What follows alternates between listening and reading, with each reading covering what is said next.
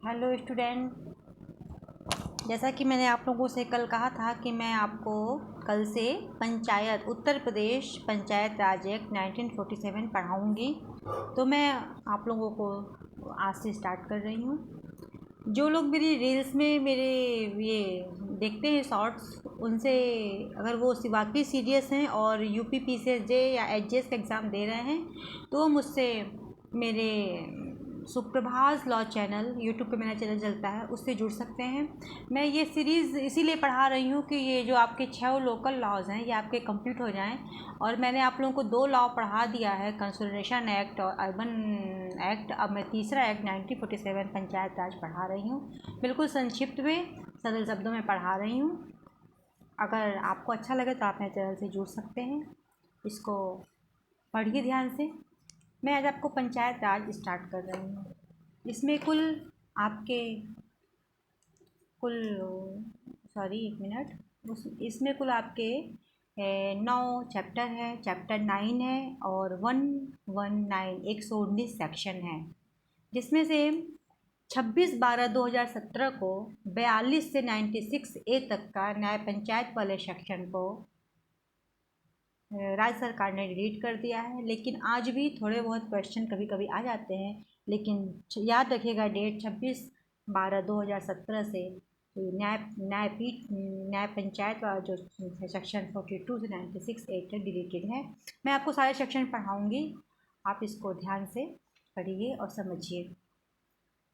Definition class है 2 में, तो डिफिनेशन क्लास आप सभी को मैंने बार बार कहा है, हम भी डिफिनेशन आज भी रट रट के ही लिख के ही डिफिनेशन क्लास समझते हैं, तो वो आप लोगों के लिए भी करना पड़ेगा।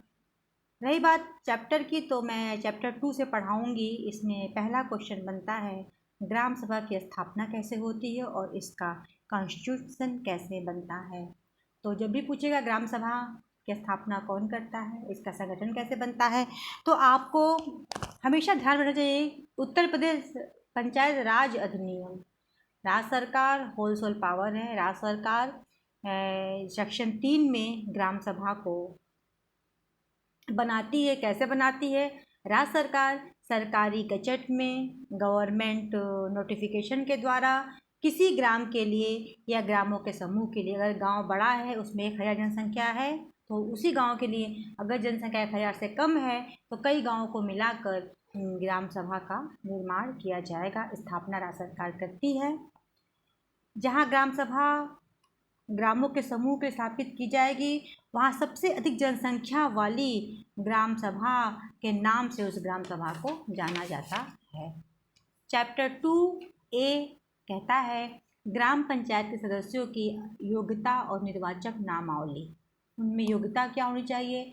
तो सेक्शन 5A सेक्शन 3 में तो ग्राम सभा कौन बनाती है? तो राज्य सरकार बनाती है। कैसे बनाती है?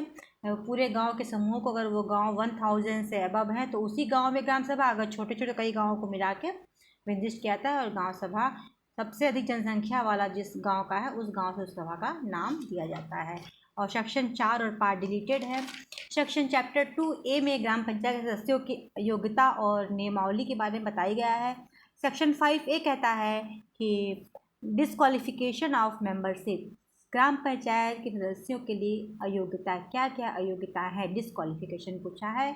तो कोई भी व्यक्ति किसी ग्राम पंचायत का प्रधान या सदस्य चुने जाने के लिए और सदस्य होने के लिए योग्य होगा। कैसे योग्य होगा? यदि वह राज्य विधानमंडल के निर्वाचनों के प्रयोजनों के लिए या उसके अधीन अनहर हो, मतलब अयोग्य हो। प्रतिबंध दिया है कि कोई व्यक्ति इस आधार पर अयोग्य नहीं होगा कि वो 25 वर्ष से कम आयु का है यदि उसने 21 वर्ष की आयु प्राप्त कर ली है। तो ग्राम सभा का प्रधान या सदस्य चुने जाने के लिए आपको कम से कम 25 वर्ष की आयु का होना चाहिए। राज्य विधानसभा के निर्वाचनों में भी आप योग्य होने चाहिए। दूसरा, वह ग्राम पंचायत या किसी न्याय पंचायत का वैधानिक सेवक हो, उसे कहीं भी उसका कहीं से उसको सैलरी बेस्ड नहीं होना चाहिए। वह किसी राज्य सरकार या केंद्र सरकार के अधीन लाभ का पद न धारण करता हो, वो किसी राज्य सरकार या केंद्र सरकार किसी स्थानीय किसी दुराचरण के कारण पद से हटा दिया गया हो, उस पर ऐसे अवधि के लिए वो विधानमंडल के निर्वाचनों का प्रतिनिधित्व न करता हो तब भी, लेकिन अगर वो 25 साल का है तो सही है। वो ग्राम पंचायत में सरकारी सेवक ना हो, उसे किसी दुराचार कर हटा न दिया गया हो, उसे उन्मोचित दिवालिया ना हो, या उसका नैतिक अधमता हो उसके पास। हाँ, तो मॉरल उसका मॉरल नैतिक आचरण उसका अच्छा हो, उसे आवश्यक वस्तु अधिनियम 1955 की धारा के तहत सजा न मिला हो। इन सारे ग्राउंड्स को ये लिखा हुआ है सेक्शन 5A में आपके। और आबकारी अधिनियम में कार्यवासित न हो, सिविल अधिनियम में इस तरह से सब दिए गए हैं, ऐसा कोई भी दुर्गुण नहीं होना चाहिए, उसी व्यक्ति को ये चुना जाएगा। ठीक है। सदस्य का न रह जाना, कब सदस्य नहीं रहेगा, ग्राम पंचायत का कोई सदस्य उसका सदस्य नहीं रह जाएगा यदि उस सदस्य से संबंधित ग्राम पंचायत नियमावली से उसका नाम निकाल दिया जाएगा, सदस्य नहीं रहा जाएगा। यदि कोई व्यक्ति सदस्य नहीं रहा जाता है तो वह किसी भी पद पर ग्राम पंचायत सदस्य होने के कारण बना न रहेगा। अगर सदस्य नहीं रहेगा तो जो कोई पद उसको मिला है ग्राम पंचायत पे, वो भी उससे हटा दिया जाएगा। 6A कहता है कि डिस्क्वालिफिकेशन संबंधी प्रश्न का निर्णय कौन करेगा। यदि ऐसा कोई प्रश्न उठता है कि कोई व्यक्ति धारा 5 या धारा 6 के अंदर डिस्क्वालिफाइड है, तो जो नियत प्राधिकारी होगा, प्रेस्क्राइब अथॉरिटी इस पे निर्णय लेगी, और प्रेस्क्राइब अथॉरिटी का जो निर्णय होगा वो फाइनल होगा, उसके खिलाफ हम खाली रिट में आ सकते हैं। ये रहा आपका सेक्शन 6A तक। अब आगे मैं आपको कल पढ़ाऊँगी। Thank you so much. Channel से बने रहिए, सब्सक्राइब कीजिए, लाइक कीजिए और आगे बढ़िए।